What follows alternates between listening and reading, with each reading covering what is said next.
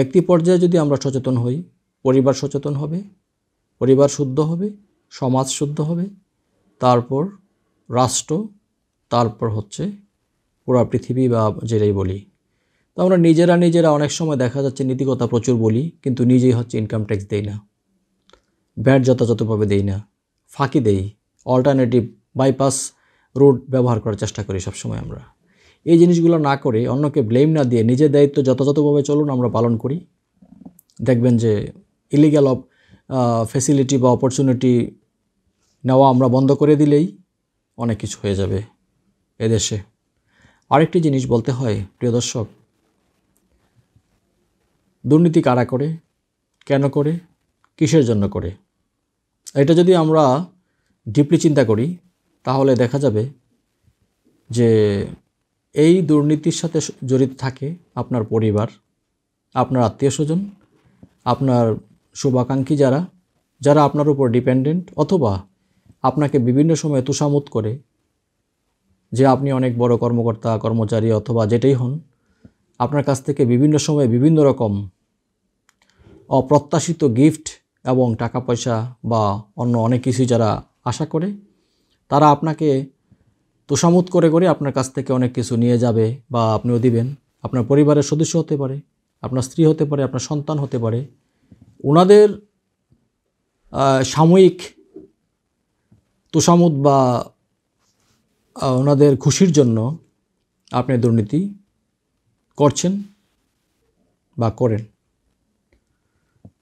কিন্তু দুঃখজনক বিষয় হলো, যেই দুর্নীতি করছেন বা করবেন, যে প্রপার্টি আপনি গভর্নমেন্ট ট্রেজার লুট করে, অর্থাৎ জনগণের অধিকার বঞ্চিত করে আপনি যেই সম্পদ তৈরি করছেন,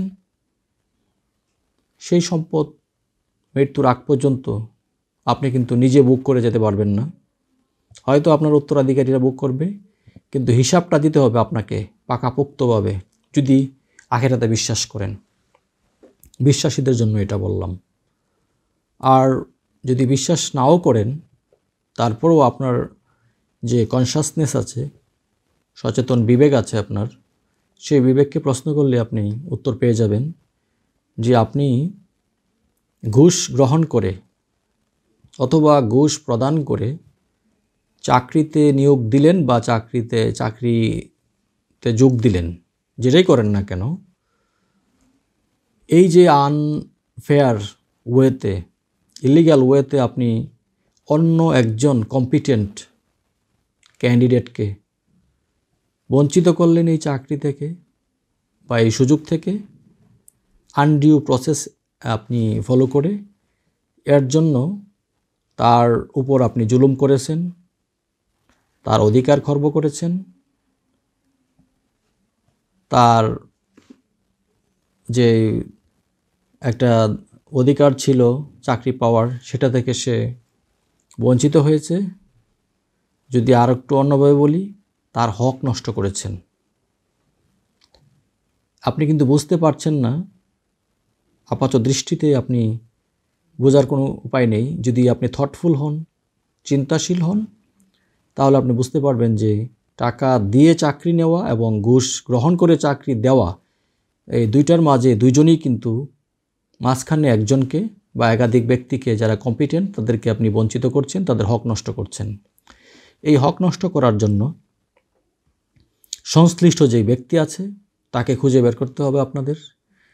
তার নিকট ক্ষমা প্রার্থনা ছাড়া 1 ইঞ্চি আপনারা পার পাবেন হাসরের ময়দানে, যারা বিশ্বাসী তাদের জন্য বলছি, এটা আশাই করা যায় না। সুতরাং মানুষের হক, মানুষের অধিকার, এই সমস্ত বিষয়গুলো যদি কেউ খর্ব করে থাকেন বা নষ্ট করে থাকেন, সংশ্লিষ্ট ব্যক্তি ছাড়া অন্য কেউ এই ব্যাপারে ক্ষমা করার কোনো যোগ্যতা বা ক্ষমতাও রাখে না। ইভেন যিনি আপনাকে এবং আমাদেরকে সৃষ্টি করেছেন, উনিও এই সমস্ত বিষয়গুলোতে ইন্টারফেয়ার করবেন না, এবং উনি অন্যের হক বা অধিকার নষ্টকারীদের ক্ষেত্রে সংশ্লিষ্ট ব্যক্তি ছাড়া অন্য কারো কোনো ক্ষমতা নেই। অর্থাৎ আপনি বা আমি যাকে নবমণ্ডল এবং ভূমণ্ডলের সৃষ্টিকর্তা, পালনকারী এবং সব কিছুর অধিপতি মনে করি, তিনিও কিন্তু এই সমস্ত বিষয়গুলোতে হস্তক্ষেপ করবেন না। তো আজকের এই আলোচনা আশা করি আপনাদের হৃদয়ে দাগ কাটবে। আলোচনা অনেক করা যায়, অনেকেই আলোচনা করে। আমি যে কথাগুলো বললাম অনেকেই হয়তো আমার চেয়েও আরও ভালো জানেন, কিন্তু একদিক দিয়ে নীতি কথা বলছেন, আবার আরেক দিক দিয়ে আরেকজনের অধিকার নষ্ট করছেন, হক নষ্ট করছেন, লক্ষ লক্ষ টাকা, কোটি কোটি টাকা উপার্জন করছেন আনডিউ প্রসেসে, সমাজে বাহবা নিচ্ছেন। এমন অনেক অভিজ্ঞতা আমাদের আছে, আমরা দেখেছি। এই সমস্ত আনডিউ প্রসেসে এবং করাপশন করে ইলিগ্যাল ওয়েতে যারা টাকা পয়সা উপার্জন করছেন বা করেন, প্রকৃতপক্ষে তাদের পারিবারিক, সামাজিক এবং অন্য বিষয়ে ওনারা মোটেও কিন্তু পিসফুল লাইফ লিড করে না। আমি অনেককেই চিনি এবং জানি, অনেকেই অসুখী। সুতরাং এই যে running after making money in illegal and undue process, এটাকে স্টপ করতে হবে। আমার এই কথা অনেকের হয়তো হাসিও পেতে পারে যে এটা আবার কি বলছে, এটা কেমন কথা। আমার যতটুকু দায়িত্ব, social responsibility, moral responsibility, personal responsibility, আমি যতটুকু জানি এবং বিশ্বাস করি সেটা বলা আমার দায়িত্ব। আমি আমার দায়িত্ব পালন করছি, আপনারাও আপনাদের দায়িত্ব পালন করুন। যার যার অবস্থান থেকে যতটুকু পারি ততটুকু পরিশুদ্ধ, বিশুদ্ধ এবং লুসিড বা নির্মল মানুষ হওয়ার জন্য চলুন আমরা চেষ্টা করি। পরিবার থেকে শুরু করি সকল কিছু, তাহলে কোর্ট কাছারি, আদালত, ফৌজদারি, এই সমস্ত বিষয় এগুলো তো আমাদের জীবনে আছে, থাকবে।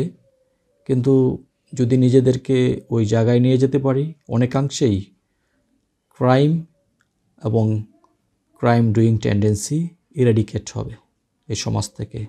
একসময় এগুলা ওয়াশ অ্যাওয়ে হয়ে যাবে। আমি মনে করি এবং দৃঢ়ভাবে বিশ্বাস করি আপনারা অনেকেই এই সমস্ত বিষয়ে আমার চেয়ে অনেক অনেক বেশি সচেতন এবং জানাশোনা আছে। আপনারাও আশা করি এই ব্যাপারে আশেপাশের মানুষকে সচেতন করে নিজে ভালো থাকবেন, আপনার চারপাশের মানুষকে ভালো রাখবেন। ধন্যবাদ।